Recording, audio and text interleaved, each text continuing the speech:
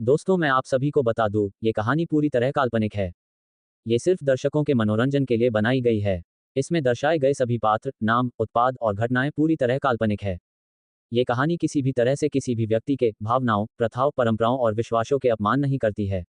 और इसमें सेक्सुअल और एडल्ट इत्यादि जैसे कहानी में बताए गए सभी चीजों का मात्र कहानी के लेखक द्वारा बनाई गई लेख की अपनी एक कल्पना है। तो दोस्तों मैं आपको आगे बता दूं, अगर आप हमारे SK novel love story channel पर नए हैं तो वीडियो को भर भर लाइक और चैनल को सब्सक्राइब करना ना भूले। धन्यवाद। एपिसोड 16 प्रज्ञा और गणेश की बातें। प्रज्ञा अभी हर्ष से बात कर ही रही थी कि तभी वहां पर साहिल हरीश को बुलाते हुए आया और प्रज्ञा को वहां देख अचानक रुक गए तो हरीश बोला, अरे भाई आप यहाँ कुछ काम था क्या? हरीश की बात सुन साहिल एक बार उसे और एक बार प्रज्ञा को देखा, फिर हरीश से पूछा, ये यहाँ क्या कर रही है? साहिल की बात सुन हरीश उसे देखते हुए बोला, अरे भाई वो हम खाना खाने नहीं आए तो भाभी माँ ही हमें खाना खिलाने आ गई।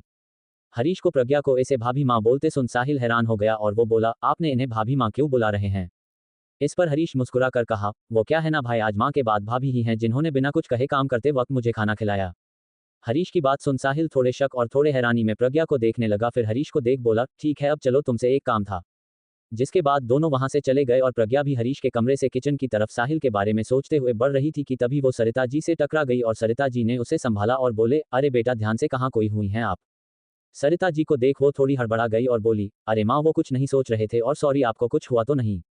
इस पर सरिता जी मुस्कुरा दी और बोले, नहीं बेटा हम तो ठीक हैं और अब चलिए आप जाकर सो जाए। इस पर प्रज्ञा ने हाँ में जवाब दिया और वहां से अपने कमरे की तरफ चली गई। अगली सुबह साहिल अपने केबिन में कुछ फाइल्स को चेक कर रहा था कि तभी वहां पर अभय आया और बोला, सर मिस्टर रमन आ गए हैं। अभय की बात सुन साहिल ने हाँ में सिर हिलाया और वहां से उठकर अभय के साथ कॉन्फ्रेंस रूम की तरफ बढ़ गया। जब साहिल अंदर आया तो उसने देखा व्हाइट शर्ट, ब्लू जीन्स और शर्ट के ऊपर एक ब्लैक कोट में रमन स्टाइलिश और एक अलग ही रॉब में बैठा था। रमन को इसे देख साहिल को कुछ याद आया और वो रमन को घूरने लगा, फिर कुछ सोच रमन के सामने मेन सीट में आकर बैठ गया और बोला, हेलो मिस्टर रमन, आपने फाइल सब तैयार कर लिया है? साहिल की बात पर रमन ने बोला, yes mister Sahil it's ready. ये सुन साहिल ने एक गहरी सांस ली और बोला, वैसे मिस्टर रमन आपको क्या लगता है, क्या गवर्नमेंट हमारे इस काम में हमारी मदद करेगी? इस पर रमन कुछ सोचने लगा, फिर बोला, वैसे तो हम जो कर रहे हैं वो कोई गलत काम तो नहीं है, पर उस जगह से ज्यादातर सबको खिंचाव है क्योंकि बहुत सारे लोग उस पर अपने नजर लगाए बैठे हैं। रमन की बात सुन साहिल कुछ सोचने लगा, फिर बोला, हम ये बात जानते हैं पर वो जगह हमारी है और जाकर भी कोई उसे हमसे छीन नहीं सकता, इसलिए हमें नहीं लगता इतना मुश्किल होगा, पर हमें एक बात का ख्याल रखना होगा कि हमारे प्लेन के बारे में कम से कम लोगों को पता रहे। साहिल की बात सुन रमन ने भी हाँ में सिर हिलाया और फिर कुछ देर डिस्कस करने के बाद रमन वहां से चला गया और साहिल भी अपने काम में लग गया। ऐसे ही कुछ दिन बीत गए और वीकेंड आ गया, तो जिस वजह से प्रज्ञा अपने भाई गणेश से मिलने मुंबई में बने उसे घर आई थी, जो दिखने में ना ही ज्यादा बड़ा था और ना ही छोटा, पर अंदर से बहुत ही खूबसूरत था। प्रज्ञा गणेश के साथ हाल के सोफे पर बैठी थी और गणेश उसे देख मुस्कुरा रहा था और ये देख प्रज्ञा बोली, भाई आप मुझे ऐसे क्यों देख रहे हैं, हम आज कुछ स्पेशल देख रहे हैं क्या? प्रज्ञा की बात पर वैसे ही मुस्कुराते हुए गणेश बोला, मेरी गुड़िया तू तो जानती ही है हम क्यों मुंबई आए थे, पर हमने ये कभी नहीं सोचा था कि आप भी इतने साल बाद वापस यहाँ आएंगी और वो भी माँ पापा के लिए बदला लेने। इस पर प्रज्ञा एक गहरी सांस लेते हुए बोली, भाई मैं यहाँ क्यों है ये आपको पता है, पर हम ये नहीं जानते कि उन्हें ये सब कैसे बताएं।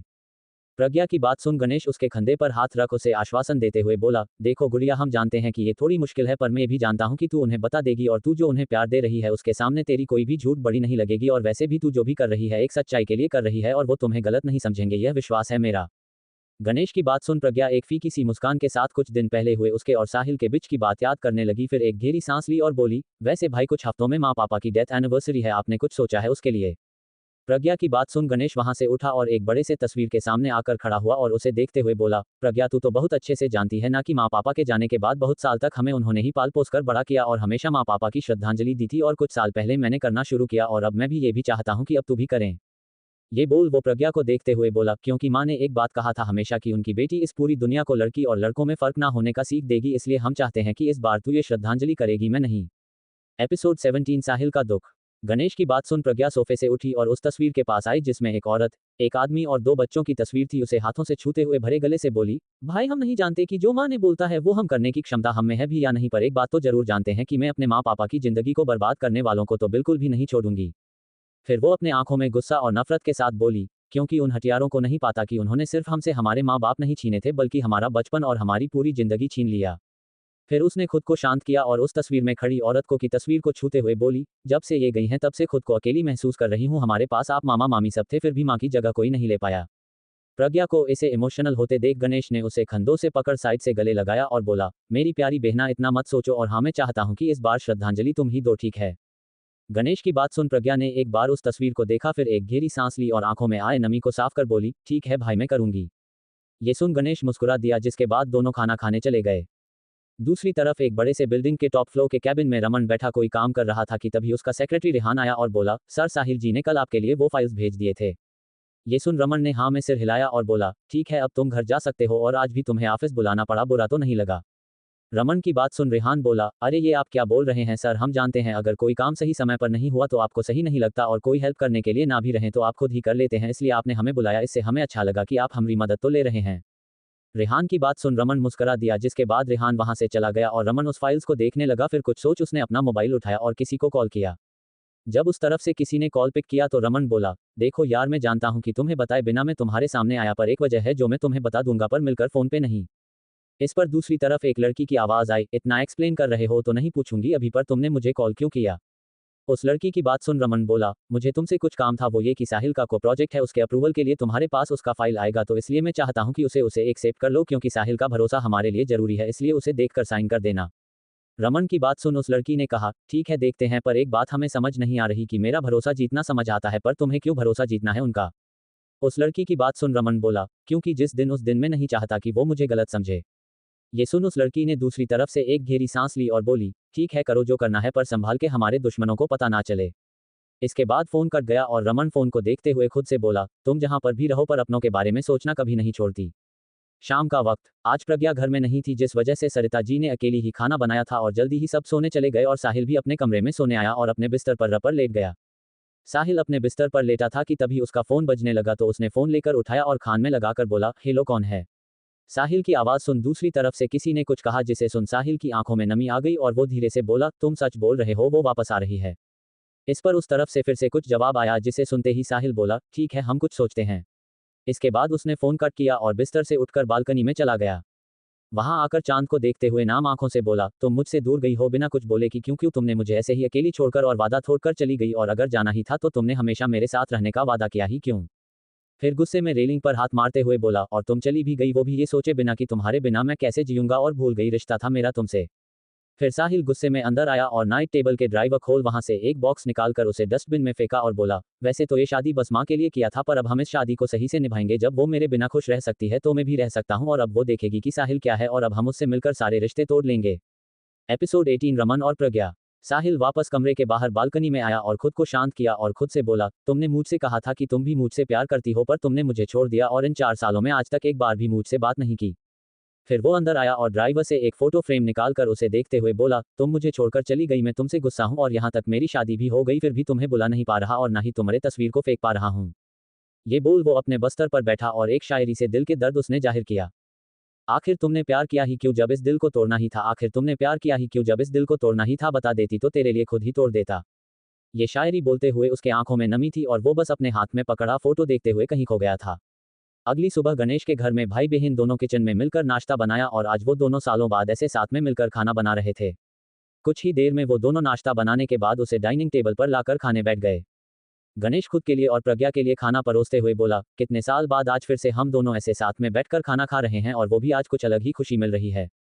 फिर वो प्रज्ञा के सिर को सहलाकर बोला, पाता है पहले तुझे अकेले छोड़कर मुंबई जाना बहुत अजीब लगता था, पर अब तू अकेली नहीं, मैं जानता हूँ तुझे ये अभी महसूस नहीं हो रहा, पर मुझे एक बात की संतुष्टि है कि तू एक अच्छे घर की बहू बन गई। अब मुझे डर नहीं है कि कहीं तुझे कुछ हो ना जाए, और तेरा ख्याल कौन रखेगा, पर अब सब ठीक है, बस हमारी जो मकसद है वो पूरा हो जाए, उसके बाद सब अच्छा हो जाएगा। गणेश की बात सुन प्रज्ञा एक हल्की मुस्कान के साथ उसे देख उसके सिर पर रखे गणेश के हाथों को अपने हाथों में लेकर बोली, भाई मैं जानती हूँ कि आपको मेरी कितनी चिंता होती है, पर भाई अब मैं छोटी बच्ची नहीं हूँ, आपको मुझ पर भी विश्वास करना होगा, और आप भी बहुत अच्छे से जानते हैं कि मैं आईएएस ऑफिसर हूँ। फिर वो एक गहरी सांस लेकर बोली, और भाई मेरे सामने बहुत सारी कठिनाइयां आएंगे, और उन कठिनाइयों के सामने आपकी ऐसी चिंता कुछ नहीं है, क्योंकि किसे पता मेरे सामने कितनी बड़ी चुनौती आ सकती है, पर मैं उन सब के लिए तैयार हूं, और आपसे वादा करती हूं कि खुद को सुरक्षित रखूंगी, और साथ में माँ पापा के मौत के लिए जो जिम्मेदार हैं मैं उन्हें नहीं छोड़ूंगी, उनको उनके किए की सज़ा जरूर देखे रहूंगी। प्रज्ञा के ऐसे बात को सुन गणेश ने कहा, देखो प्रज्ञा, तुम माँ पापा के कातिल को जरूर ढूंढ कर उनकी जिंदगी में बर्बाद कर देना, मैं कुछ नहीं बोलूंगा, पर एक बात याद रखना, इन सब में खुद को कुछ मत होने देना, क्योंकि मेरी जिंदगी में अब तुम्हारे अलावा मेरा कोई ऐसा नहीं है जिसे मैं अपना परिवार बोल सकूं। गणेश की बात सुन प्रज्ञा बोली, भाई अब क्या बोल रहे हो, मैं कभी भी आपसे दूर नहीं जाऊंगी, मैं जानती हूं कि इस सफर में बहुत कुछ हो सकता है, पर इसका ध्यान रखूंगी कि मैं आपसे ठीक है। वो दोनों बात कर ही रहे थे कि तभी प्रज्ञा का फोन बजा तो उसने उसे उठाया तो दूसरी तरफ से वही लड़के की आवाज आई जो हर बार उसे कॉल करता और उसने कहा, प्रज्ञा अभी तुम मुझसे कुछ मत पूछो और 1 घंटे के अंदर रेस्टोरेंट में आ जाना, तुमसे बहुत जरूरी बात करनी है और जो भी कहना है मैं फोन में बात नहीं सकता तो इसलिए तुम वहीं पर आओगे और मुझे ना नहीं सुनना प्लीज। वो दोनों बात कर ही रहे थे कि तभी प्रज्ञा का फोन बजा तो उसने उसे उठाया तो दूसरी तरफ से वही लड़के की आवाज आई जो हर बार उसे कॉल करता और उसने कहा, प्रज्ञा अभी तुम मुझसे कुछ मत पूछो और 1 घंटे के अंदर तुम्हारे घर के पास जो रेस्टोरेंट है वहां आ जाना, तुमसे बहुत जरूरी बात करनी है और जो भी कहना है वो मैं फोन में बात नहीं सकता इसलिए तुम वहीं पर आओ और मुझे ना नहीं सुनना प्लीज। ये बोल उस तरफ से फोन कट गया जिसके बाद प्रज्ञा कुछ देर फोन के स्क्रीन को ही देख रही थी, फिर गणेश को देख बोली, भाई मुझे कुछ काम है मैं जाकर आती हूँ और हाँ आप कैसे भी करके सरिता माँ और हर्ष पापा से मेरे श्रद्धांजलि में आने के लिए उन्हें बहाना बता दीजिए क्योंकि मैं नहीं कर सकती, अब मैं चलती हूँ। इसके बाद वो वहां से जल्दी में चली गई और गणेश सरिता जी और हर्ष जी को क्या बताए ये सोचने लगा। प्रज्ञा कुछ ही देर में रेस्टोरेंट के पास आई, फिर उस रेस्टोरेंट के अंदर आए और इधर उधर देखने लगी, तभी उसकी नजर रमन पर पड़ी तो वो उसकी ओर चली गई जो हर बार प्रज्ञा को एक लड़के से कॉल आ रहा था वो कोई और नहीं बल्कि रमन ही था। प्रज्ञा उसके पास आए और उसके सामने बैठी और बोली, रमन कितनी बार बोलना पड़ेगा मुझे कि मेरा ऐसे तुमसे मिलना या बात करना सही नहीं होगा और अगर किसी को पता चला हमारे बारे में तो दिक्कत हो सकती है और उससे भी ज्यादा अगर किसी ने तुम्हें मेरे साथ देखा और सबसे बड़ी चीज साहिल ने मुझे तुम्हारे साथ देखा तो 1000 सवाल होंगे उनके और मुझे गलत ना समझे। प्रज्ञा की बात सुन रमन बोला, अरे यार मैं क्या करूं, मिलना जरूरी था और तुम तो जानते हो कि कुछ चीज फोन में बताना सही नहीं होता इसलिए बुलाना पड़ा और बहुत ही जरूरी बात करनी थी। इस पर प्रज्ञा ने क्या बात है पूछा तो रमन ने बताया, यार अब उस जगह को तुम्हारे पति से लेने के लिए बहुत लोग कोशिश कर रहे हैं और शायद जल्द सफल भी हो जाए इसलिए मैं चाहता हूं कि तुम सावधान रहो और कैसे भी करके इसका ख्याल रखना पड़ेगा कि कोई साहिल उसे ना ले पाए। रमन की बात सुन प्रज्ञा किसी सच में डूब के और फिर उसे देखते हुए पूछी, तुम्हारा मतलब ये तो नहीं कि उन लोगों ने इतनी जल्दी अपना प्लान शुरू कर दिया। इस पर रमन ने अपना सिर हाँ में हिलाया और बोला, देखो मैं तुम्हें बचपन से जानती हूँ इसलिए मुझे अच्छे से पता है कि ये बात कितनी बड़ी है। रमन की बात सुन प्रज्ञा उसे देख फीकी सी मुस्कुराहट के साथ हाँ में सिर हिला दिया। एपिसोड 19 पहली नजदीकियां। कुछ देर रमन और प्रज्ञा चुप थे, फिर रमन ने थोड़ा हिचकिचाते हुए कहा, प्रज्ञा एक बात पूछनी थी तुमसे, पूछ सकता हूँ क्या? रमन को इसे हिचकिचाते देख प्रज्ञा बोली, मुझसे कोई भी बात बोलने या पूछने के लिए तुम्हें परमिशन की जरूरत कब से पड़ गई और हाँ तुम्हें जो पूछना है पूछो। प्रज्ञा की बात सुन रमन मुस्कुरा दिया और बोला, वैसे हम ये तो नहीं जानते कि तुमने अचानक से शादी क्यों की, पर मैं इतना चाहता हूँ कि तुम खुश रहो तो इसलिए मुझे सच बताना, क्या वो लड़का तुम्हारा अच्छे से ख्याल रखता है? रमन की बात सुन प्रज्ञा को साहिल के कुछ दिन पहले कहे कड़वी बात याद आई, पर उसने अपने मन के भाव को चेहरे पर आने नहीं दी और मुस्कुराते हुए बोली, रमन सब मेरा अच्छे से ख्याल रखते हैं, अगर तुम्हें मेरी चिंता करने की जरूरत नहीं है। फिर वो कुछ सोच बोली, वैसे मुझे भी एक बात पूछनी थी तुमसे जो मैं कुछ दिनों से पूछने का सोच रही थी। इस पर रमन ने पूछने बोला तो प्रज्ञा पूछी, वैसे ये तो मैं समझती हूँ कि साहिल से रिश्ता बनाना हमारे मकसद के लिए फायदे की बात होगी, पर मुझे एक बात समझ नहीं आ रहा है कि जब मैं ऑलरेडी उनसे शादी करके उसका पत्नी बन चुकी हूँ तो तुम्हें भी उसके साथ रिश्ता बनाने की क्या जरूरत है?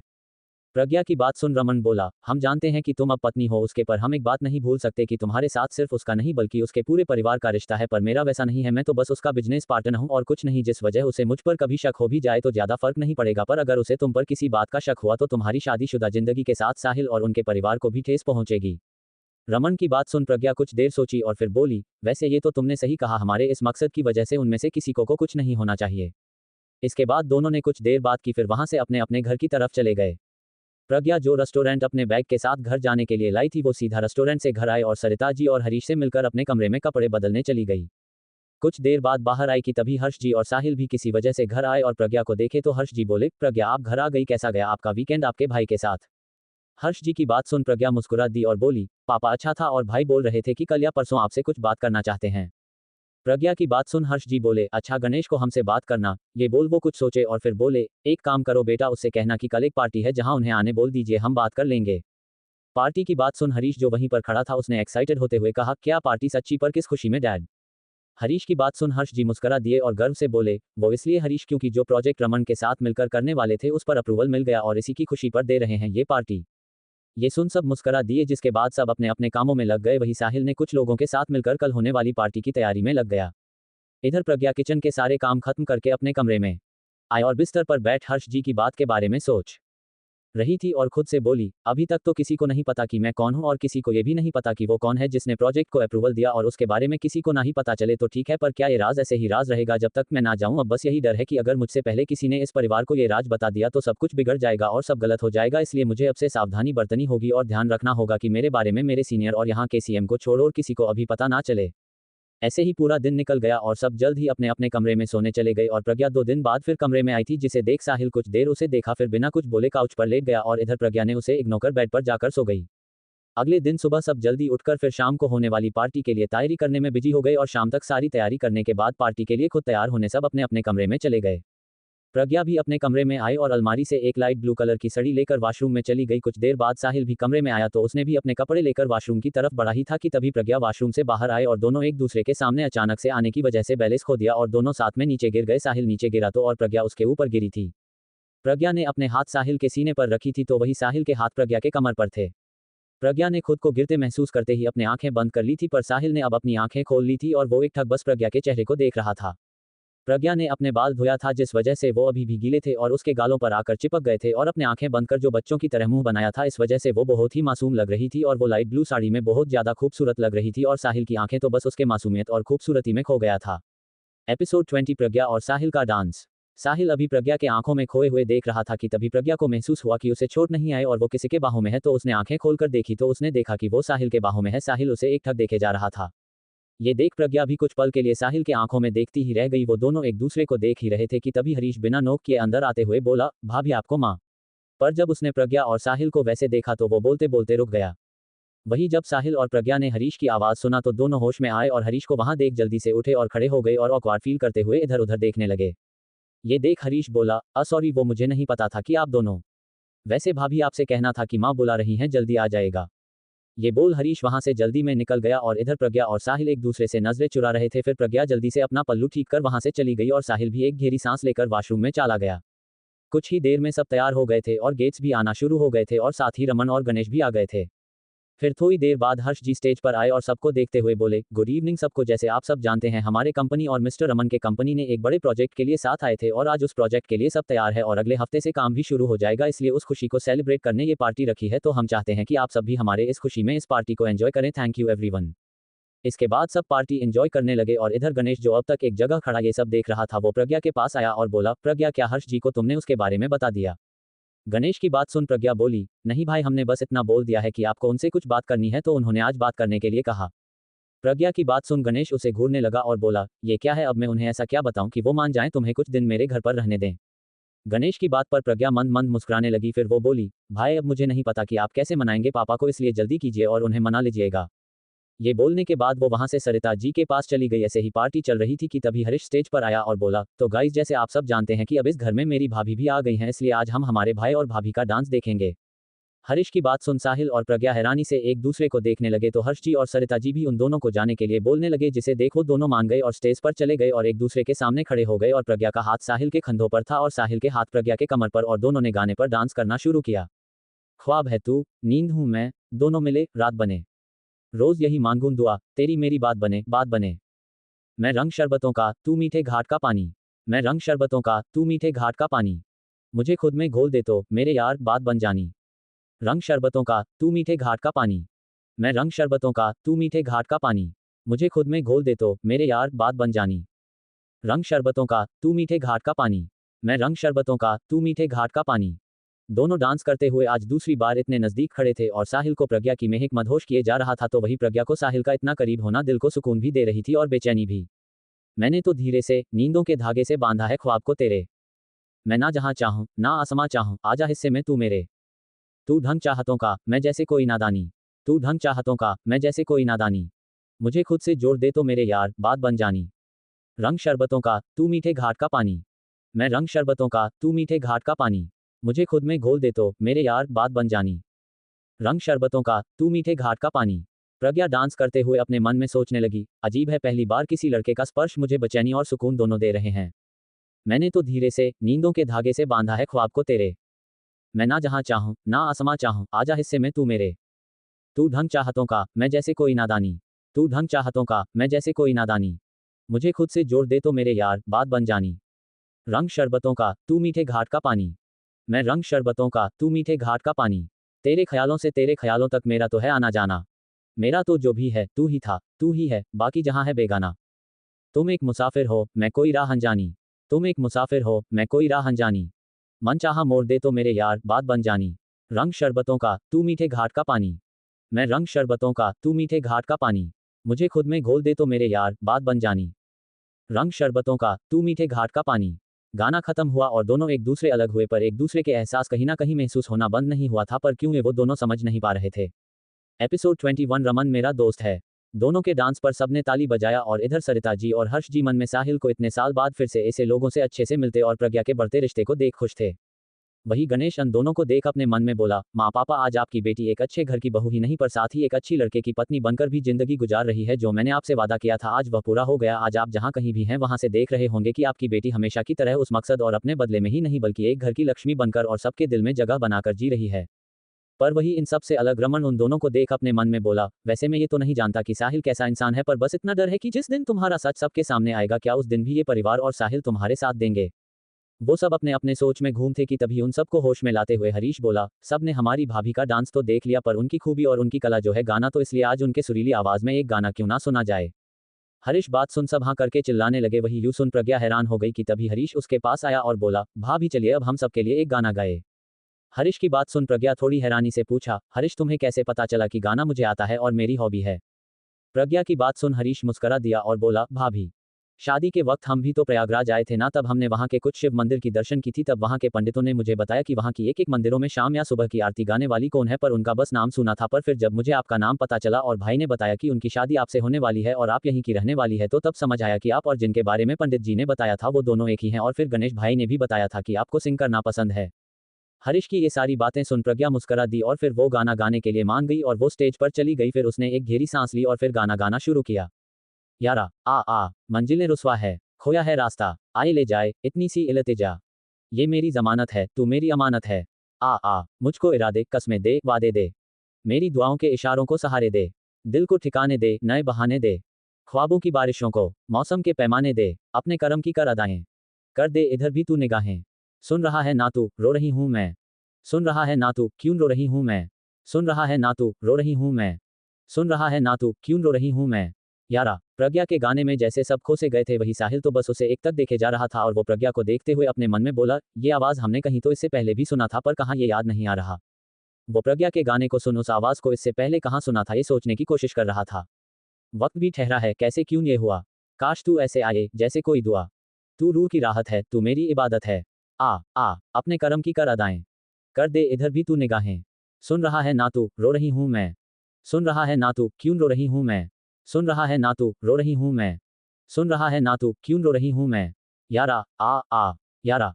गाना खत्म हुआ तो सबने प्रज्ञा के लिए जोर से तालियां बजने लगी और फिर प्रज्ञा ने सबको धन्यवाद कर स्टेज से नीचे आई। तभी हर्ष जी उसके पास आए और उसके सिर पर हाथ रख बोले, आपने तो सच में बहुत ही अच्छे से गाया है और आपने हमें कभी नहीं बताया कि आपको सिंग करना भी आता है। हर्ष जी की बात प्रज्ञा बस हल्की सी मुस्कुरा दी। फिर हर्ष जी कुछ याद कर बोले, वैसे बेटे हमें आपसे एक बात बोलनी थी कि आपके भाई गणेश चाहते हैं कि अगले हफ्ते कुछ दिन आप उनके घर में रहें क्योंकि उन्हें आपसे कुछ काम है, इसलिए अगले हफ्ते आप वहां जा सकती हैं, ठीक है। ये सुन प्रज्ञा थोड़ी हैरान हुई पर फिर गणेश को देख मुस्करा दी और हर्ष जी से बोली, अगर आपको ठीक लगे तो हम जाएंगे। ये सुन हर्ष जी मुस्करा दिए और हाँ बोल दिया कि तभी रमन उन सब के पास आया और प्रज्ञा से बोला, बहुत अच्छे से गाना गाया है तुमने। ये सुन प्रज्ञा मुस्करा दी कि तभी रमन को देख गणेश थोड़े हैरानी से बोला, अरे रमन तुम यहाँ बताया नहीं कि यहाँ आने वाले हो, कहीं प्रज्ञा ने तो तुम्हें नहीं बुलाया था। गणेश की बात सुन रमन और प्रज्ञा घबरा गए और साहिल और उसका परिवार हैरान हो गए और साहिल ने पूछा, गणेश जी आप मिस्टर रमन को जानते हैं। साहिल की बात सुन रमन और प्रज्ञा जल्दी से सब संभालने के लिए कुछ बोलने ही वाले थे कि इससे पहले गणेश बोला, अरे रमन तो मेरी बहन का बचपन का दोस्त है और साथ में वो मेरे परिवार के सदस्य की तरह है। गणेश की बात सुन सब हैरान हो गए और सब प्रज्ञा और रमन की तरफ सवालिया नजरों से देखने लगे। एपिसोड 22 यामिनी। गणेश की बात पर सब हैरानी से प्रज्ञा और रमन की तरफ देख रहे थे और वही प्रज्ञा अपने मन में बोली, ओ गॉड अब क्या करूं, अब तक इसे छुपा कर रखा था पर भाई को इस बात को सीक्रेट रखने के लिए बोलना भूल गई और ये हो गई गड़बड़। इधर रमन भी गणेश के इसे बिना सोचे ये बोल देख यही सोचने लगा कि तभी साहिल ने रमन को देख थोड़े गुस्से में बोला, मिस्टर रमन गणेश जी ये क्या बोल रहे हैं, क्या आप प्रज्ञा को जानते हैं। साहिल की बात सुन रमन ने एक गहरी सांस ली और बोला, हाँ मिस्टर साहिल ये सच है कि प्रज्ञा हमारी बचपन की दोस्त थे पर कुछ साल पहले ही हम प्रयागराज से मुंबई आए थे जिसके बाद हम दोनों ज्यादा मिले नहीं एक दूसरे से, इसलिए पहचान नहीं पाए थे, पर गणेश यही था इसलिए उसे मैं भी पहचानता हूँ और उसने मुझे प्रज्ञा और आपके शादी के बारे में बताया था। रमन की बात सुन गणेश और प्रज्ञा हैरानी से रमन को देखने लगे और प्रज्ञा अपने मन में हैरानी के साथ खुश होते हुए सोची, अरे वाह भाई के शब्दों के साथ हम दोनों के झूठ और रिश्ते की सच्चाई को भी अलग ही दिशा में मोड़ दिया। वो ये सब सोच ही रही थी कि इतने में साहिल बोला, मतलब आप दोनों पहले ही एक दूसरे को जानते थे पर पहचान नहीं पाए थे। साहिल की बात पर रमन ने हाँ में सिर हिला दिया जिसके बाद सब नॉर्मल हुआ और फिर पार्टी थोड़ी देर तक चला। फिर पार्टी खत्म हुआ और सारे मेहमान घर चले गए और फिर रमन ने भी विदा ली जिसके बाद गणेश भी प्रज्ञा को अगले हफ्ते लेने आने का बोल वहां से चला गया। सबके जाने के बाद साहिल और प्रज्ञा भी अपने कमरे में सोने आए कि तभी साहिल कुछ सोच प्रज्ञा से पूछा, प्रज्ञा तुमसे एक बात पूछ सकता हूँ। आज पहली बार साहिल को उससे बात करता देख प्रज्ञा बोली, आपको इसमें परमिशन लेने की जरूरत नहीं है, पूछिए जो पूछना है। इस साहिल ने पूछा, आप और रमन जी बचपन के दोस्त थे तो क्या आप उन्हें पहचान नहीं पाए थे? साहिल की बात सुन प्रज्ञा कुछ देर चुप थी, फिर बोली, वैसे जिस दिन आपने उन्हें पहली बार घर लाए थे उस दिन हमें लगा कि कहीं ये हमारा दोस्त रमन ही तो नहीं, पर उससे पूछ नहीं पाई थी। प्रज्ञा की बात सुन साहिल कुछ सोचने लगा, फिर एक हल्की सी मुस्कुराहट उसके चेहरे पर आई, फिर वो प्रज्ञा को सोने बोल खुद भी सो गया और प्रज्ञा भी सो गई। अगले दिन सुबह गणेश अपने घर में कुछ फाइल्स पढ़ रहा था कि तभी उसका फोन बजा। उसने देखा कि गिरीश जी कॉल कर रहे थे, जिसे देख उसने कॉल उठाया। उसके कॉल उठाने पर उस तरफ से गिरीश जी बोले, बेटा आप अभी फ्री हैं क्या, कुछ जरूरी बात करनी थी? गिरीश जी की बात सुन गणेश ना हाँ बोला तो गिरीश जी बोले, बेटा हमने सोचा है कि कुछ दिनों में हम मुंबई आएंगे और भाई साहब के बरसी के साथ एक बार प्रज्ञा से भी मिल लेंगे। गिरीश जी की बात सुन गणेश सोच में पड़ गया कि वो अब क्या करे, उन्हें सच बताए या नहीं। फिर कुछ सोच उसने सच बताने का फैसला किया और बोला, मामा जी हम जानते हैं कि अब तक हमने और अपने मिलके हर बार माँ पापा की पुण्यतिथि किया है, पर हम चाहते हैं कि इस बार हमारे साथ प्रज्ञा भी आए। और आपको तो पता ही है कि जब माँ पापा की श्रद्धांजलि हुई थी तब वो बहुत छोटी थी, इसलिए हम चाहते हैं कि इस बार वो माँ पापा की पुण्यतिथि में आए और पहले श्रद्धांजलि अर्पित कर और उनकी पुण्यतिथि हो। गणेश की बात सुन उस तरफ से गिरीश जी का कोई जवाब नहीं आया, जिसे देख वो समझ गया कि उसका ये फैसला उन्हें इतना पसंद नहीं आया, जिसके बाद तुरंत फोन कट गया। दूसरी तरफ प्रज्ञा घर पर हरीश के साथ मिलकर का रेस देख रही थी कि तभी प्रज्ञा बोली, हरीश तुम चाहे जो भी कर लो मेरे गैस के सामने जीत नहीं पाओगे, क्योंकि कि मैं सब कुछ कैलकुलेट करती हूँ कि कौन कितने स्पीड और किस टर्न पर कैसे चलाने से जीत सकते हैं, ये पता लगा लेती हूँ। प्रज्ञा की बात सुन हरीश ने मुंह फुलाया और बोला, भाभी आप इतने होशियार क्यों हो, मुझे एक बार तो जीतने देती, हर बार ऐसा ही होते हैं कि जो जीतने के बारे में बोलते हैं वही जीत जाता है। ये सुन प्रज्ञा मुस्करा दी। वो दोनों बात कर ही रहे थे कि तभी अभय वहां पर आया और हरीश को हड़बड़ी में बोला, हरीश तुमसे बहुत जरूरी बात करनी है, चलो। ये बोल अभय ने हरीश जल्दी से वहां से हरीश के कमरे की तरफ लेकर चला गया और उन दोनों को ऐसे जाता देख प्रज्ञा बस उन्हें कंफ्यूजन में देखती रह गई। फिर वो वहां से किचन में चली गई। इधर अभय और हरीश जब कमरे में आए तो हरीश ने पूछा, अरे अभय भाई क्या हुआ, आप इतने हड़बड़ा क्यों रहे, शांत हो जाए और बोलिए क्या बात है। हरीश की बात पर अभय ने खुद को थोड़ा शांत किया और फिर बोला, हरी हम इसलिए ऐसे हैं क्योंकि वो यामिनी इंडिया वापस आ गई है। हरीश जो अब तक शांत था वो यामिनी का नाम सुनते ही उसके आंखें बड़ी हो गई और उसके आंखों में एक साथ कहीं इमोशंस आ गए। अभि ने अपनी बात जारी रखते हुए बोला, वैसे वो अभी तक मुंबई नहीं आई, पर साहिल को ऑलरेडी पता चल चुका है और वो बहुत खुश है। पर ये बोल अभि चुप हो वही ये सुन कि साहिल खुश हो गया है तो हरीश के माथे पर चिंता के लकीरें आ गई और अपने मन में बोला, ये सही नहीं हो रहा, वो फिर से आ गई, अब पता नहीं क्या होगा। एपिसोड 23 माँ की याद। अभि की बातों से चिंता में खड़ा हरीश ने अचानक से कहा, अभि चाहे जो हो जाए भाभी को उस यामिनी के बारे में पता ना चले और उसकी वजह से भाभी और भाई के जिंदगी में कुछ गड़बड़ ना हो। हरीश की बात सुन अभि ने एक गहरी सांस ली और बोला, वैसे तो हम जानते हैं कि यामिनी की वजह से बहुत कुछ हुआ था, पर अभी के लिए उसकी इतना चिंता करने की जरूरत नहीं है, क्योंकि 2 हफ्ते से पहले तो वो मुंबई नहीं आ सकती। अभि की बात सुन हरीश थोड़ा हैरान होते हुए पूछा, क्या तुम इतने शो कैसे हो कि वो 2 हफ्ते तक नहीं आएगी? तो इस पर अभि बोला, वो इसलिए क्योंकि साहिल ने मुझे उसके बारे में जानने के लिए बोला था और जब मैंने उसके बारे में पता लगाया तो मुझे पता चला कि वो यहाँ अपने पापा के किसी क्लाइंट से इंपॉर्टेंट मीटिंग करने आई है और जैसे मुझे पता है वो 3 बार है तो वो बीच बीच में नहीं आ सकती, इसलिए वो अभी 2 हफ्ते तक नहीं आने वाली। अभि की इस बात को सुन हरीश को थोड़ा रिलीफ मिला, जिसके बाद दोनों ने कुछ फैसला किया और वहां से चले गए। इसके 2 दिन बाद गणेश ने प्रज्ञा को अपने घर लेकर जाने आया और सबसे 3 दिन बाद प्रज्ञा वापस लाने का बोल प्रज्ञा को लेकर वहां से चला गया। अगले दिन सुबह साहिल अपने कमरे में रेडी हुआ और जल्दी से अपने मीटिंग के लिए फाइल्स लिया और जाने ही वाला था कि उसका फोन रिंग हुआ तो उसने देखा उस पर यस लिखा था। यस नाम को देख साहिल की आंखों में एक चमक आया और उसने जल्दी से फोन उठाया और बोला, तुम वापस आ गई। इससे आगे कुछ बोलता उससे पहले दूसरी तरफ से एक लड़की की आवाज आई, साहिल अभी मुझसे कोई सवाल मत करना क्योंकि अभी तुम्हें कुछ भी बताने के लिए मेरे पास टाइम नहीं है और मैं 4 दिन बाद वापस मुंबई आ रही, मैं चाहती हूँ कि उस वक्त तुम मुझे पिक करो और हाँ अगर मुझे लेने नहीं आए तो फिर मेरी शक्ल भी नहीं देख पाओगे। ये बोलते ही फोन कट गया और साहिल बस चुप रह गया और अचानक जैसे साहिल को होश आया और खुद से गुस्से में बोला, ये क्या हो गया है तुझे, तुम्हें उसे पूछना था कि क्या थी उसके छोड़कर चले जाने की वजह और अब तक कहाँ थी। फिर वो गुस्से में दीवार पर हाथ मारते हुए खुद से बोला, और अब आज इतने साल बाद फिर वापस क्यों आए और अगर वापस सिर्फ मीटिंग के लिए आई थी तो मुझे क्यों कॉल किया, ये सब पूछना था मुझे, पर मैंने क्या किया पूछना तो छोड़ो सही से बात भी नहीं कर पाए। दूसरी तरफ गणेश के घर में प्रज्ञा के माँ पापा की श्रद्धांजलि की पूजा की तैयारी हो रही थी और आज उनके घर में उनके मामा मामी चाचा चाची और उनके बच्चे भी आए थे, पर आज उन सबके चेहरे पर खुशी से ज्यादा गम था। कुछ भी देर में सब तैयार होकर पूजा के लिए तैयार हुए हवन के पास आकर बैठ गए और फिर श्रद्धांजलि का हवन और पूजा शुरू किया गया। आज इस पूजा में प्रज्ञा ने सफेद साड़ी पहनी थी और वो पूजा करने बैठ गई। पंडित जी ने पूजा शुरू की और आज फिर प्रज्ञा के माँ पापा का श्रद्धांजलि हो रहा था, जिस वजह से सबके आंखों में थोड़ी नमी थी। कुछ ही देर में पूजा खत्म हुआ और प्रज्ञा ने श्रद्धांजलि की सारी विधि पूरी कर उसके माँ पापा के तस्वीर के पास आकर अपने नम आंखों से देखने लगी। तभी पीछे से किसी ने उसके कंधों पर रखा तो वहां गणेश खड़ा था, जिसे देख प्रज्ञा ने उसे गले लगाया और बोली, भाई हम दोनों ने ऐसी क्या गलती की थी जो भगवान हम दोनों से हमारा परिवार हमारा बचपन सब कुछ छीन लिया। प्रज्ञा की बात सुन गणेश के आंखों में नमी आ गई, पर वो कुछ बोलता उससे पहले पीछे से गिरीश जी की आवाज आई, मेरे बच्चों, इस शाप में तुम दोनों की कोई गलती नहीं है और ना ही प्रमोद भाई और गंगा भाभी जी का, ये तो बस उन लोगों की चाल और किस्मत का खेल। गिरीश जी की बात सुन प्रज्ञा गणेश से अलग हुई और गिरीश जी की गले लगी और रोती हुई आवाज में बोली, बड़े पापा, आज ना मुझे माँ की लोरी सुनने की बहुत इच्छा हो रही है। प्रज्ञा की बात सुन गिरीश जी ने उसका सिर सहलाया, फिर उसे लेकर उसके कमरे की तरफ गया और उसे कमरे में बिठाकर चला गया। कुछ ही देर में वापस कमरे में आए तो उनके हाथों में एक टेप रिकॉर्डर था और उसे देख प्रज्ञा बोली, पापा, ये तो माँ का रिकॉर्ड है ना। प्रज्ञा की बात सुन गणेश जी बोले, हाँ बेटा, ये आपकी माँ की है। जब आप बहुत छोटी थी ना, तो एक एक बार ऐसा होता था कि भाभी सा आपको मेरे और आपके बड़ी माँ के पास छोड़कर जाती थी, तो तब आप उनके लोरी के बिना नहीं सोते थे, तो इसलिए भाभी ने इस रिकॉर्डर में लोरी डालकर हमें दिया था। फिर वो उस रिकॉर्डर को बेड के पास के टेबल पर रख बोले, इस रिकॉर्डर में आज भी उनके आवाज में ही उनकी लोरी है, इसलिए आज आप उनकी आवाज से लोरी सुनते सोना।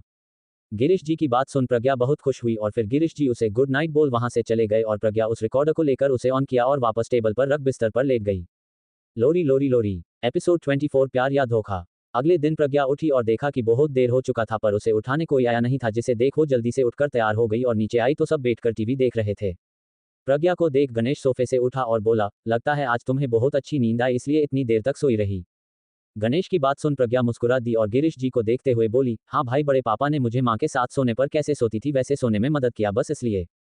प्रज्ञा की बात सुन सब मुस्कुरा दिए। फिर गणेश ने प्रज्ञा के लिए ब्रेकफास्ट लगाया और कुछ ही देर में सबका ब्रेकफास्ट हो गया था, इसलिए सबने आज पूरा परिवार कहीं घूमने का प्लान बनाया और सब घूमने निकल गए। पूरा दिन सबने मुंबई घुमा और परिवार के साथ एंजॉय किया, पर प्रज्ञा किसी सोच में थी और वो ज्यादातर समय अपने फोन में कुछ करती या कुछ सोचती रहती। वही गणेश ने इसे नोटिस किया, पर सबके सामने कुछ पूछा नहीं था। रात को सब खाना खाकर घर वापस आए और सबने गुड नाइट बोल अपने अपने कमरे में सोने चले गए और प्रज्ञा जब कमरे में आई तो पीछे से गणेश की आवाज आई, प्रज्ञा, तुमसे कुछ बात करनी है। गणेश की बात सुन प्रज्ञा उसे कंफ्यूजन में देखने लगी, तो गणेश अंदर आया और दरवाजा बंद कर प्रज्ञा के साथ बेड पर बैठा और बोला, आप इतना क्या सोच रही थी। गणेश की बात सुन प्रज्ञा समझ गई और एक गहरी सांस लेकर बोली, भाई, अब हम हमारे मकसद के तरफ एक और कदम बढ़ चुके हैं। ये सुन गणेश बोला, मतलब ये तो अच्छी बात है, पर इस बात पर तुम खुश क्यों नहीं हो। इस पर प्रज्ञा बोली, भाई, हम इस बात से खुश तो हैं, पर अभी भी हमें इस बात की चिंता है कि जितना हम उस मकसद के पास पहुंचेंगे उतना ही मेरे जिंदगी के लोगों पर खतरा भी बढ़ेगा और उसमें अब साहिल और उनके परिवार भी हैं। प्रज्ञा की बात सुन गणेश समझ गया कि वो किस बात से चिंतित थी, इसलिए वो बोला, देखो, हम जानते हैं कि तुम क्या सोच रही हो, पर एक बात याद रखना, जिस वक्त जो होना है वो हो जाएगा, और खतरे की बात करें तो वो उस वक्त सोचना सही होगा जब कभी तुम्हारी सच्चाई बाहर आए। इसके बाद प्रज्ञा को आराम से सुलाकर गणेश वहां से चला गया। इसके बाद अगले दिन प्रज्ञा वापस साहिल के घर चली गई और ऐसे ही 2-3 दिन बीत गया और वो दिन आया जिस दिन पर उस लड़की यामिनी ने साहिल को एयरपोर्ट आने बोला था। एयरपोर्ट में फ्लाइट का लैंड होने का अनाउंसमेंट हुआ और कुछ ही देर में सारे लोग बाहर आए कि तभी उनमें से एक लड़की क्रॉप टॉप और जीन्स में 2 लगेज के साथ बाहर आई। वो लड़की बाहर आने के बाद इधर उधर देखने लगी, पर उसे कोई मिला नहीं, तो वो थोड़े गुस्से में खुद से बोली, पहले ही कहा था कि मुझे लेने पहुंचो जाना, पर ये अभी तक नहीं आया। वो ये खुद से बोल ही रही थी कि तभी उसके पीछे से एक लड़के की आवाज आई, मिस यामिनी।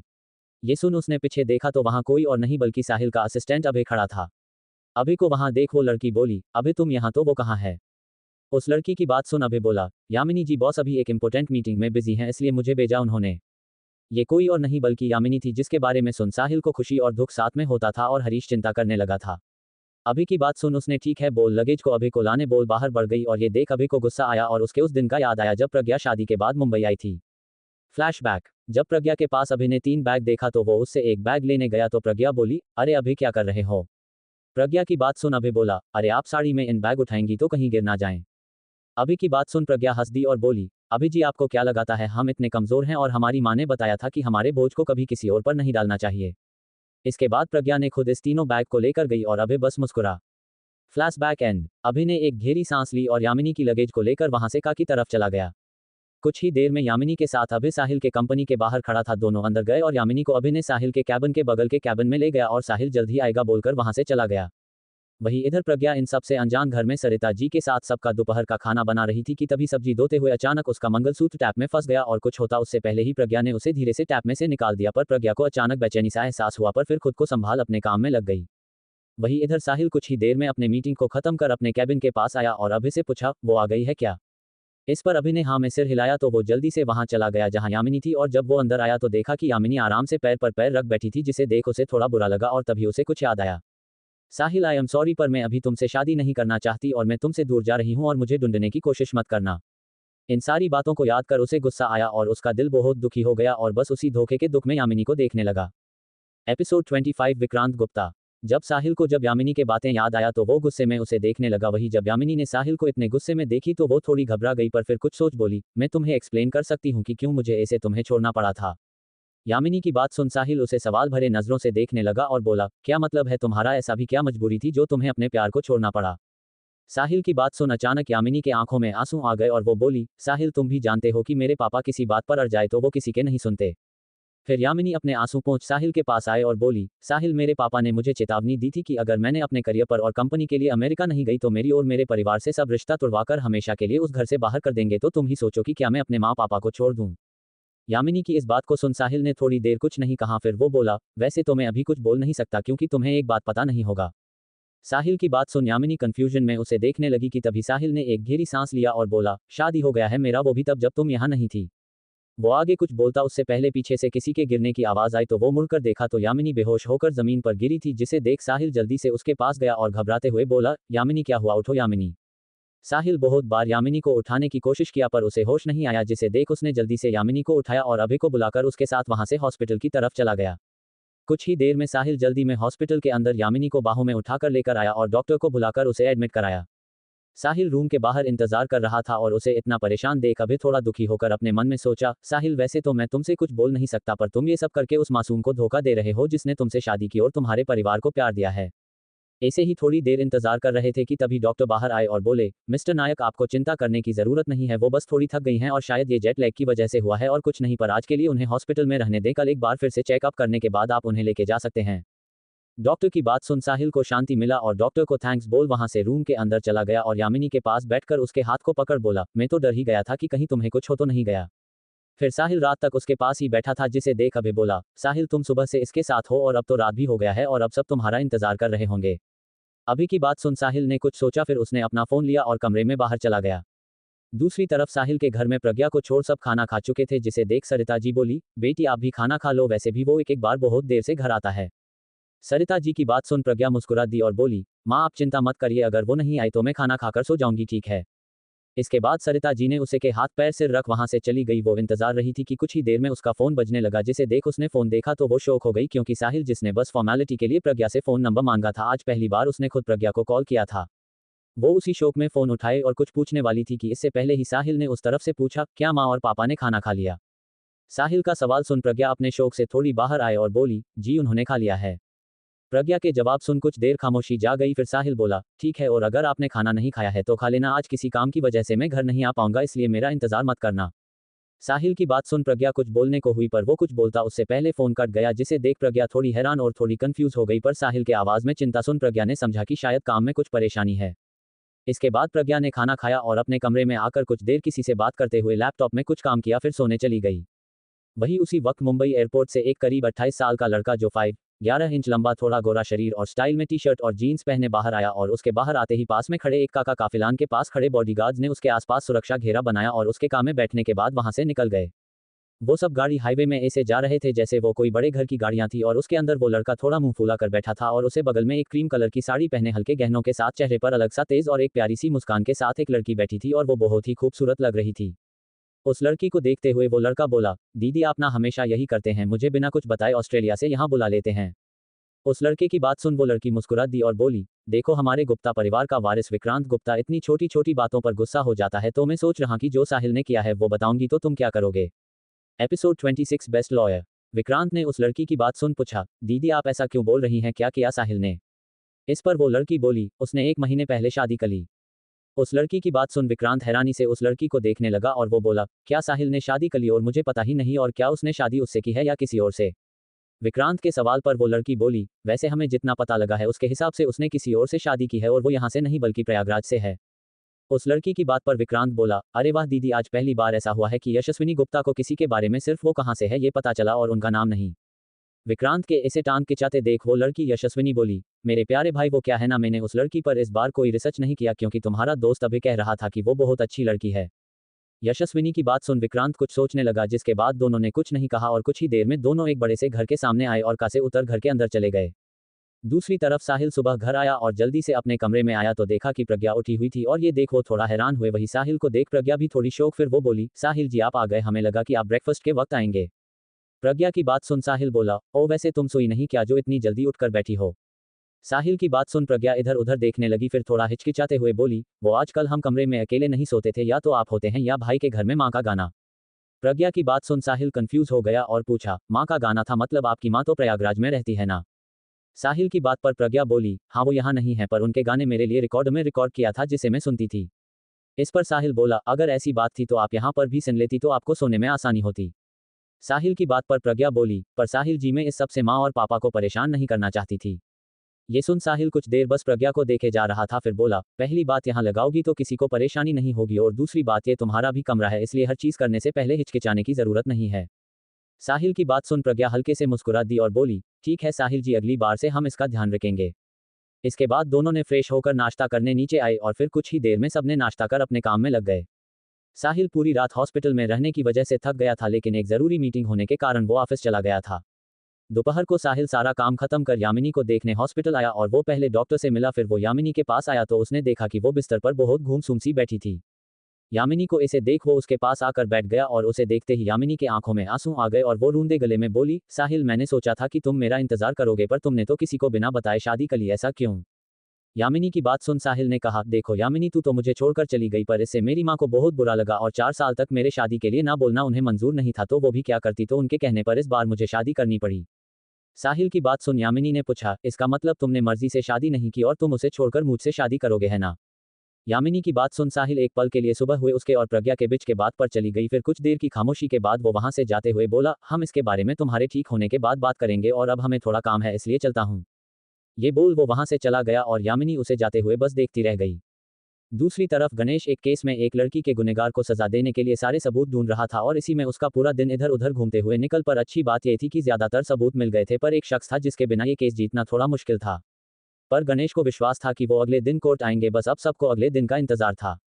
अगले दिन सुबह 10 बज गए थे और कोर्ट में सब दाखिल थे सिवाय उस एक शख्स के, पर टाइम होने की वजह से हियरिंग शुरू हो गई और जैसा ये पूरा मुंबई जानता था कि गणेश यादव कितने बड़े लॉयर थे, इसलिए उसने अपना सबूत के साथ बहुत चालाकी से ऑपोजिट पार्टी का अच्छे से मुंह खुलवाकर जीत के बहुत करीब पहुंच गया। पर अभी भी कुछ कमी थी और सबको इस बार डर था कि कहीं गणेश हार ना जाए, कि तभी वहां पर एक लड़की आई और उसने पहले से परमिशन लिया था, जिस वजह से उसे डायरेक्ट खटगरे में लाया गया और उससे भी सवाल और गणेश की बताए हुए सबूतों को जांचना शुरू किया गया। एपिसोड 27, यशस्विनी नाम है मेरा।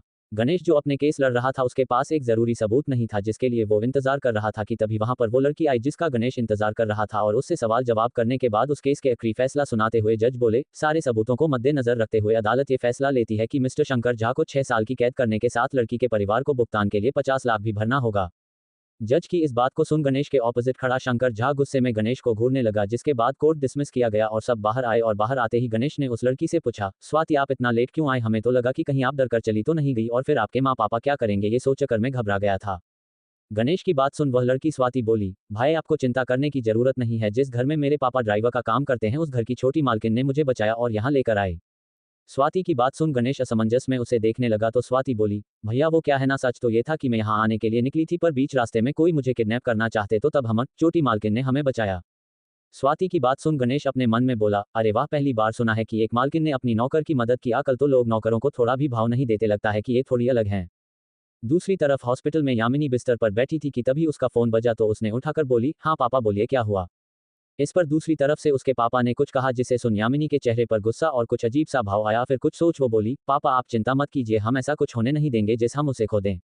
जिसके बाद कुछ देर बात करने के बाद उसने फोन रखा और खुद से बोली, अब चाहे जो हो जाए साहिल, तुम मंजूरी दो या ना दो, पर हम इस पार्टी में जरूर जाएंगे। ये बोल उसने नर्स को बुलाकर डॉक्टर से बात करना चाहा और डॉक्टर से कुछ बात करने के बाद हॉस्पिटल से डिस्चार्ज लेकर चली गई।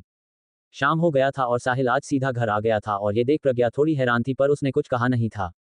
करीब आधे घंटे बाद साहिल के घर की घंटी बजी तो एक नौकर ने दरवाजा खोला और बाहर खड़े शख्स को देख जल्दी से उसे अंदर आने बोल, वो अंदर आते हुए बोला, मालिक जल्दी आइए, विक्रांत बेटे और यशु बेटी आए हैं। उस नौकर की बात सुन हर्ष जी जो अब तक अपने स्टडी में काम कर रहे थे वो वहां से हाल में आ गए और उन दोनों को देख मुस्कुरा कर विक्रांत के सिर पर हाथ रख बोले, विक्रांत बेटे आखिरकार आप ऑस्ट्रेलिया से वापस आ ही गए। हर्ष जी की बात सुन विक्रांत मुस्कुरा दिया और उनके पैर छूकर आशीर्वाद लेकर बोला, हाँ अंकल अब क्या करें, ना ही उस साहिल ने बताया और ना ही आप में से किसी ने बताया कि मेरा दोस्त शादी कर रहा है। विक्रांत और हर्ष की बातों से सरिता जी, हरीश, साहिल और प्रज्ञा भी हाल में आ गए और जब साहिल ने विक्रांत को देखा तो वो कुछ बोलने वाला था कि तभी विक्रांत बोला, अरे साहिल जी आपको मेरे अभिवादन करने की जरूरत नहीं है। विक्रांत के ऐसे रुके होकर बात करते हुए सुन साहिल थोड़ा मुंह बनाया और बोला, यार विक्रांत मुझे क्यों ऐसा लग रहा है कि तुम थोड़ा ज्यादा ही नखरे दिखा रहे हो। ये सुन विक्रांत ने मुंह बनाया और बस साहिल को घूरने लगा। तभी यशस्विनी जो अब तक कड़ी ये सब देख रही थी वो बोली, अगर तुम दोनों का ये अजीब तरह से दोस्ती दिखाना हो गया हो तो हम सबसे मिल सकते हैं। इसके बाद सब एक दूसरे से मिलने लगे कि तभी सरिता जी ने साहिल को कुछ इशारा किया जिसे देख वो समझ गया था कि वो क्या कह रही थी और ना चाहते हुए भी उसने यशस्विनी को देखते हुए कहा, यशुदी ये प्रज्ञा है हमारी पत्नी और इस घर की बड़ी बहू।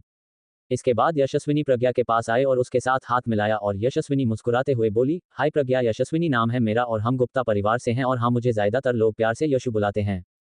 यशु की बात पर प्रज्ञा मुस्कुरा दी और बोली, हेलो दीदी, आपसे मिलकर हमें खुशी हुई और हम प्रयागराज से हैं। प्रज्ञा की बात सुन सब मुस्कुरा दिए जिसके बाद विक्रांत ने कुछ देर प्रज्ञा को देखा फिर वो उसके पास आया और पूछा, प्रज्ञा जी आपसे एक बात पूछ सकते हैं क्या? विक्रांत को इसे पूछते देख प्रज्ञा थोड़े असमंजस में देखने लगी तो विक्रांत बोला, अरे आप इतना मत सोचिए, हम तो बस इतना जानना चाहता था कि आपने कितनी पढ़ाई की है। विक्रांत के इसे अजीब सवाल सुन प्रज्ञा कंफ्यूज थी फिर भी वो बोली, मैंने बिजनेस मैनेजमेंट में डिग्री किया है। क्यों? प्रज्ञा की बात सुन विक्रांत ने कुछ सोच फिर बोला, ऐसी कोई खास वजह नहीं है, बस ऐसे ही पूछा था। इसके बाद सब रात के खाना खाने के लिए बैठ गए और विक्रांत और यशु को भी बिठा लिया और सब खाना खाने लगे कि तभी विक्रांत ने कहा, वैसे हम यहाँ आपसे मिलने के साथ एक छोटा सा संदेशा भी लाया हूँ। विक्रांत की बात सुन साहिल ऐसे बैठा था जैसे उसे पहले ही पता हो कि विक्रांत क्या बोलना चाहता है। फिर विक्रांत बोला, अंकल आंटी आप दोनों को साहिल, हरीश और प्रज्ञा जी के साथ कल शाम को पार्टी में आना है जो पापा ने मेरे वापस आने और मेरे ऑफिस ज्वाइन करने के खुशी में रख रहे हैं। विक्रांत की बात सुन सब खुश हो गए और पार्टी में आने के लिए मान गए। एपिसोड 28 गणेश और यशु। विक्रांत की बात सुन सरिता जी बोली, अरे वाह बैठा, लगता है अब आप भी अपने पिता के काम को संभालने के लिए तैयार हैं और अब हम सब बड़े थोड़ा आराम कर सकते हैं। सरिता जी की बात सुन विक्रांत बोला, अरे आंटी आप भी ना, वैसे भी हमें इतनी जल्दी सब नहीं संभालना, वो तो पापा की तबीयत की वजह से हम माने हैं। विक्रांत की बात पर सब हंस दिए। इसके बाद सब खाना खाकर हाल में टीवी ऑन कर बैठ गए। आज भी का रेस चल रहा था तो हरीश ने प्रज्ञा को देख कहा, भाभी चलिए आज देखते हैं कि आपका गैस सही होगा या है मेरा। हरीश की बात सुन प्रज्ञा हल्के से मुस्कुरा दी और बोली, हरी आज नहीं, और वैसे भी हम पहले से ही जानते हैं कि हम ही जीतेंगे। प्रज्ञा की बात सुन हरीश ने मुंह फुला लिया और बोला, भाभी ये सही नहीं है, बिना कुछ देखे आपने डिसाइड कर लिया कि हम हार जाएंगे। इस पर प्रज्ञा कुछ सोची और बोली, ठीक है हम गैस करेंगे, पर पहले ही बोल रहे हैं अगर तुम्हारा सही नहीं हुआ तो मुझे कुछ मत बोलना। प्रज्ञा की बात पर हरीश ने हाँ बोल दिया जिसके बाद दोनों कौन जीतेगा ये गैस करने लगे और कुछ देर तक गैस करने के बाद आज पहली बार हरीश का गैस सही आया जिसे देख हरीश बहुत खुश हो गया। वहीं पास में बैठे विक्रांत और यशु एक दूसरे को देख फिर प्रज्ञा को देखने लगे और विक्रांत और यशु के चेहरे पर हल्की सी मुस्कान थी। दूसरी तरफ साहिल खाना खाने के बाद जरूरी काम है बोल वो वहां से निकल गया और कुछ ही देर में साहिल एक बड़े से घर के सामने था। वो जल्दी से अंदर गया और बिना कुछ बोले उस घर 2 माले के एक कमरे में आया तो उसने देखा कि यामिनी बिस्तर पर बैठ गुस्से में और आंसू लिए बस जमीन को घूरे जा रही थी। ये देख वो जल्दी से यामिनी के पास आया और उसके पास बैठकर बोला, यामिनी ये सब क्या है, तुम ऐसे उदास होकर क्यों बैठी हो? साहिल की बात सुन यामिनी गुस्से में आंखों में आंसू लिए बोली, साहिल ये सब क्या है, मैं तुमसे प्यार करती हूँ पर जब मैं इतने दिनों से हॉस्पिटल में हूँ पर तुम मुझसे मिलने भी नहीं आए और अब जब वापस घर आई तो तुम्हें इसके बारे में अब पता चला है। यामिनी की बात सुन साहिल ने एक गहरी सांस ली और बोला, देखो यामिनी हम जानते हैं कि तुम्हें इस बात से गुस्सा आ रहा है कि मैं तुमसे मिलने नहीं आ पाया, पर तुम बोल रही हो कि मैं अब शादीशुदा हूँ और मैं उसे धोखा नहीं दे सकता। साहिल की बात सुन यामिनी हैरानी से उसे देखने लगी और बोली, साहिल तुम ये क्या बोल रहे हो, क्या तुम अब मुझसे प्यार नहीं करते और उस लड़की के साथ जिंदगी बिताने के लिए भी तैयार हो? यामिनी के इस बात पर साहिल ने कुछ नहीं कहा और उसे देखने लगा जिसे देख वो रोने लगी और ये देख साहिल थोड़ा इरिटेट हुआ और बोला, देखो यामिनी पहली बात ये कि जो मैं प्यार करता था ना तुमसे वो पहले की बात थी और दूसरी उस लड़की के साथ जिंदगी बिताने की तो मुझे नहीं पता है कि मैं क्या करूं क्योंकि ये मेरे माँ पापा की इच्छा है और पहले ही तुम्हारे लिए उन्हें बहुत दर्द दिया था इसलिए अब उनकी बात को ठुकरा नहीं सकता। ये बोल साहिल वहां से उठा और वहां से चला गया और यहाँ यामिनी उसे गुस्से में देखने लगी और फिर खुद से बोली, अब चाहे जो हो जाए मुझे पार्टी में जाना ही होगा और देखना होगा कि इस लड़की ने साहिल पर क्या जादू कर दिया है जो ये मेरी बात पर ऐसे ना बोल रहा है। दूसरी तरफ हर्ष जी के बुलाने पर गणेश आज साहिल के घर आया था जिसे देख प्रज्ञा को बहुत खुशी हुई थी और वही उसे वहां देख यशु के चेहरे पर कुछ अजीब से भाव थे। वही विक्रांत ने जब हरीश से गणेश के बारे में पूछा तो हरीश ने गणेश के बारे में बताया जिसे सुन विक्रांत बोला, अरे वाह, मतलब प्रज्ञा जी मुंबई की सबसे बड़ी लॉयर की बहन, ये तो बात नहीं बड़ी बात है। विक्रांत की बात सुन प्रज्ञा मुस्करा दी। वही गणेश ने भी विक्रांत से परिचय लिया कि तभी विक्रांत की नजर यशु पर गया और वो उसे देख अपने मन में बोला, इसे हमने कहीं तो देखा है, इससे पहले पर कहाँ ये याद नहीं आ रहा।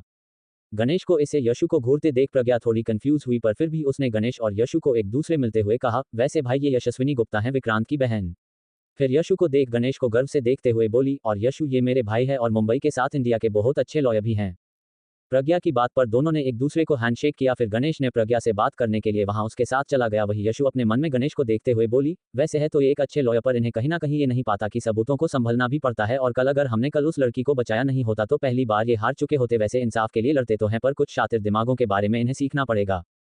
ये सोच वो हल्की सी मुस्कुरा दी। फिर हर्ष से विदाई लेकर विक्रांत के साथ वहां से अपने घर के लिए निकल गई। एपिसोड 29 अनएक्सपेक्टेड किस।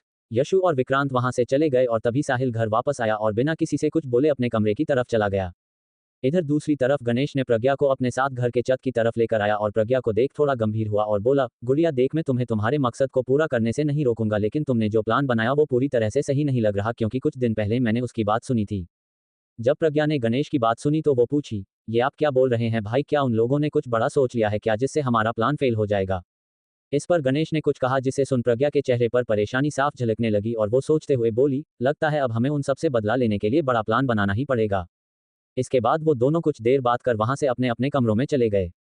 अगली सुबह सब जल्दी से उठकर अपने कामों को पूरा किया और शाम होते होते सब काम खत्म कर पार्टी के लिए तैयार होने चले गए। प्रज्ञा भी अपने कमरे में तैयार हो गई थी। आज उसने ब्लैक साड़ी जिस पर कमर बंद और खानों में एक झुमका में वो सिंपल होते हुए भी बहुत ही सेक्सी और हॉट दिख रही थी। वही साहिल ने भी आज खुद को पूरा ब्लैक सूट में तैयार हो गया था, जिस वजह से वो बहुत ही हैंडसम के साथ बहुत ही खतरनाक लग रहा था। दोनों तैयार हुए और एक दूसरे को देख कुछ पल के लिए बस एक दूसरे को देखने लग गए और दोनों के मन में कुछ बातें चल रही थी। प्रज्ञा ने अपने मन में कहा, आज तो ये हैंडसम होने के साथ एक अलग ही रौब दिख रहा है जो पहले कभी ध्यान नहीं गया। वही साहिल अपने मन में बोला, ये लड़की चाहे दिल से कितनी भी अच्छी हो पर बाहर से ये और भी निखरती है, जैसे आज ये ब्लैक पहनने पर भी एक देवी से कम नहीं लग रही। कुछ देर एक दूसरे को देखने के बाद दोनों को अचानक से महसूस हुआ कि वो क्या कर रहे थे, इसलिए जल्दी से नजरें चुराते हुए वहां से नीचे गए और कुछ ही देर में सब पार्टी के लिए निकल गए। फिर सब आधे घंटे में विक्रांत के घर के बाहर थे और वो सब अंदर चले गए। आज विक्रांत के घर को बहुत अच्छे से सजाया गया था और वहां पर बहुत सारे बड़े लोग भी आए थे जो वहां सिर्फ गुप्ता कंपनीज के वारिस से मिलकर उससे फायदा लेने आए थे। वही कुछ देर बाद पार्टी के एंट्रांस पर एक लड़की जिसने टॉन जीन्स पर ब्लैक टी शर्ट के साथ एक जैकेट पहनी खड़ी थी। उस लड़की को देखकर ऐसा नहीं लग रहा था कि वो इस पार्टी में आई हो और उस लड़की ने विक्रांत के बॉडीगार्ड को चमका देकर अंदर आए और मुस्कुराते हुए खुद से बोली, अरे वाह, आज तो इस बड़के लोगों का पकवान चखने को मिल जाएगी। ये बोल वो खाने की सामान रखे टेबल के पास गई और बिना किसी के परवाह किए एक प्लेट में थोड़ा थोड़ा करके सारा खाना लगा लिया, आराम से बैठकर खाने लग गई। उसके पहनावे में सबसे ज्यादा अंतर होने की वजह से बहुत सारे लोगों ने उसे नोटिस किया, पर यह विक्रांत के पार्टी होने के कारण किसी ने कोई तमाशा नहीं किया। और इधर दूसरी तरफ धृति भी उस पार्टी में आई थी, क्योंकि उसके अंकल जो खुद भी एक डॉक्टर थे वो गुप्ता परिवार के फैमिली डॉक्टर थे। धृति ने आज एक डार्क ब्लू कलर का गाउन पहना था और उसके साथ एक नेकलेस और झुमका पहना था जिसमें वो हूर की परी लग रही थी। धृति आज यहाँ इस पार्टी में इसलिए आई थी क्योंकि उसे पता चला था कि प्रज्ञा भी इस पार्टी में आने वाली है, जिस वजह से वो वहां आ गई। कुछ ही देर में स्टेज पर विक्रांत के पापा यशवंत गुप्ता आए और सबको देख बोले, हेलो सबको, जैसे आप सब जानते हैं कि मेरा बेटा विक्रांत कुछ सालों से एब्रॉड में अपनी पढ़ाई और काम कर दोख रहा था, पर आज से वो हमारे कंपनी को चलाएगा और संभालेगा, तो वेलकम कीजिए मेरे बेटे विक्रांत गुप्ता को। यशवंत जी के वो सब बोलते ही सीढ़ियों से किसी की जूतों का आवाज आया, जिसे सुन सब उस तरफ मुड़े तो देखा कि वहां एक लड़का ग्रे कलर टक्सीडो को पहन नीचे आ रहा था, जिसे देख सबने विक्रांत विक्रांत करके चिल्लाने लगे। सबको देख विक्रांत मुस्कुरा दिया और बोला, थैंक यू गाइस कि आप सबने मुझे इतना प्यार दिया और यहाँ आए। जिसके बाद यशवंत जी ने विक्रांत को अपने साथ कंपनी के सारे बड़े पोस्ट के लोगों से और बिजनेसमैन से इंट्रोड्यूस करवाने लगे। वहीं इधर आज प्रज्ञा को हील्स पहनकर चलने में दिक्कत हो रही थी, क्योंकि वो हील्स थोड़ा ठीक नहीं थे, जिसे महसूस कर उसने साहिल से वॉशरूम जाकर आने का बोल वहां से जाने लगी तो साहिल ने उसका हाथ पकड़ा और बोला, प्रज्ञा जी आप ऐसे अकेले वॉशरूम जा पाएंगी क्या, मतलब मैंने देखा कि आपके हील्स थोड़े टूटे हुए लग रहा है, मैं आपको वॉशरूम के पास छोड़ देता हूँ। साहिल की बात सुन प्रज्ञा थोड़ी हैरान थी, पर उसने कुछ कहा नहीं और साहिल की मदद से वॉशरूम की तरफ बढ़ गए। वे दोनों अभी जा ही रहे थे कि तभी कोई गलती से उन दोनों को धक्का दे दिया और उस लड़के ने जल्दबाजी में उन दोनों को सॉरी बोल वहां से चला गया। पर उस लड़के के धक्का देने की वजह से प्रज्ञा खुद को संभाल नहीं पाए और साहिल को लेकर दोनों नीचे पीठ के बल गिर गए, पर गिरते वक्त साहिल ने प्रज्ञा को चोट से बचाने के लिए अपने ऊपर किया तो गिरते ही अचानक दोनों के होंठ मिल गए और उन दोनों की आंखें बड़ी हो गई और बस एक दूसरे को देखने लगे। एपिसोड 30 चांदनी शंकर। दोनों को अचानक हुए इस किस्से बहुत शौक हुआ, पर साथ ही उनके दिल जोर से धड़कने लगे और जब उन्हें एहसास हुआ कि वो लोग कहां और किस पोजीशन पे थे। दोनों फिर जल्दी से उठ रहे थे कि तभी वहां पर सरिता जी और हर्ष जी आए और उन दोनों को वहां आए से देख थोड़े हैरान हो गए और फिर इधर उधर देखने लगे कि तभी प्रज्ञा और साहिल उन्हें देख थोड़े अजीब सा महसूस करने लगे। फिर सरिता जी ने अपना गला साफ कर बोली, साहिल बेटा आपसे कुछ बात करनी थी, पर लगता है कि आप दोनों बिजी हैं, कोई नहीं, बात कर लेंगे, तुम दोनों बात करो। फिर वो हर्ष जी को देखते हुए बोली, हर्ष जी चलिए अब हमें चलना चाहिए, बाद में आते हैं। ये बोल वो वहां से हर्ष जी के साथ वहां से पार्टी हॉल की तरफ चली गई। वही प्रज्ञा और साहिल इस सब कुछ ऑकवर्ड फील करने लगे और एक दूसरे को देखने लगे। फिर प्रज्ञा अपने आंखें चुराते हुए साहिल से बोली, सॉरी इस सब के लिए, और आप चाय के पास उन्हें कुछ जरूरी बात करनी होगी, मैं खुद चली जाऊंगी। ये बोल प्रज्ञा वहां से जल्दी से चली गई। वही साहिल थोड़े कश्मकश के साथ वहां से सरिता जी से मिलने हॉल की तरफ चली गई। वही दूसरी तरफ धृति भी इस पार्टी में सबकी तरह एक ग्लास वाइन के साथ खड़ी कुछ बड़े डॉक्टर्स जो इस पार्टी में आए थे उनसे बातें कर रही थी। वो बात कर ही रही थी कि तभी वहां पर विक्रांत आया, जिसे देख धृति अचानक चुप हो गई और उसे देखने लगी। वही विक्रांत उनके पास आया और प्रीति के पास खड़े हुए आदमी से कुछ बात करने लगा। वही धृति चुपचाप बस विक्रांत को देकर जा रही थी। वही कुछ देर तक बात करने के बाद विक्रांत ने उस आदमी से बाद में बात करने का बोल धृति से बिना कुछ कहे उसके हाथ को पकड़कर उसे वहां से लेकर चला गया। वही धृति जो अचानक विक्रांत के ऐसे हाथ पकड़ने पर थोड़ी घबरा गई, पर उसने भी कुछ नहीं कहा और वो बस विक्रांत के पीछे पीछे चली गई। कुछ ही देर में वो दोनों हॉल से दूर एक खाली जगह पर आए और विक्रांत ने धृति का हाथ छोड़ और उसे देखते हुए कहा, धृति उस दिन तुमने ऐसा क्यों कहा था कि तुमने किसी को खो दिया जिसे तुम डॉक्टर होने के बाद भी बचा नहीं पाए, और वो कौन है? विक्रांत की बात सुन धृति ने एक गहरी सांस ली और बोली, विक्रांत जी आपको इसके बारे में सोने की कोई जरूरत नहीं है, क्योंकि जो भी मैं इस दिन कहा था ऐसी नींद में कह दिया था। धृति की बात सुन विक्रांत बोला, अगर ये सच नहीं होता तो तुम्हारी आंखों में दर्द नहीं दिखता जो उस दिन मुझे दिखा। विक्रांत की बात सुन धृति कुछ देर तक शांत रही, फिर बोली, विक्रांत जी आपको मेरी चिंता करने की जरूरत नहीं है, मैं अपना ख्याल कुटी रख सकती हूँ और उस दिन जो भी हुआ आप उसे भूल चाहिए, और ये पार्टी आपके लिए रखी गई है तो उसे एंजॉय कीजिए। जिसके बाद वो जल्दी से वहां से चली गई और विक्रांत बस उसे जाते हुए देखता रह गया। वही डाइनिंग टेबल के पास वो लड़की जो बिना किसी से डरे सबसे पहले खाना खा रही थी, वो अभी सभी खाने को टेस्ट करके एक ग्लास में जूस पड़कर बैठी उस जूस को पी रही थी कि तभी वहां पर हरीश जो सरिता जी और हर्ष जी के लिए कुछ खाने के लिए लेने आया था, जब उसने उस लड़की को बिना किसी परवाह किए अजीब तरह से खाना खाते हुए देखा थोड़ा हैरान हुआ और वो उसके पास आया। फिर वो उससे बोला, आप कौन है और ये ऐसे कैसे खा रही हैं, और आपको कभी या नहीं दिखा नहीं है क्या?